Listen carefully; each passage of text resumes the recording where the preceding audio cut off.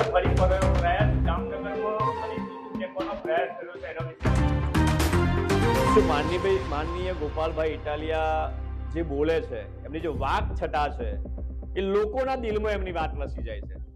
અને પેલું એક કહેવત તો છે જ કે ગામ હોય તો ઉકેડો હોય, કેટલાક લોકો ના ખુશ પણ હોય, પરંતુ આટલી બધી પાર્ટીઓને પરમિશન મળી તો આમ આદમી પાર્ટીના જે આગેવાનો ઉપર હુમલા શા માટે થાય છે? એનો સીધો સાદો મતલબ એક જ છે કે આ ભારતીય જનતા પાર્ટી વાળા પાસે કોઈ મુદ્દા નથી અને એમને લાગી રહ્યું છે કે આ આમ આદમી પાર્ટી ક્યાંક ને ક્યાંક ખૂબ મોટા પાયે અમને નુકસાન કરવાની છે, જેના કારણે એમના જ લોકો એવા ઉભા રાખે અને આગળ જ પાછા બેસાડે. અને જ્યારે ગોપાલભાઈ ઉભા થાય એટલે પાછું જૂઠું ફેંકવાની તૈયારીઓ કરે. પરંતુ જૂઠું ફેંકશે એવા કેટલાય ક્રાંતિકારીઓ ઉપર આગામી સમયમાં ગત રોજ એવા હુમલાઓ પણ થયા છે, પણ એવા હુમલાઓથી ડરવા વાળા અમે લોકો છે નહીં. અંદર એક આગ છે, એક જનૂન છે અને લોકો માટેનું જનૂન છે.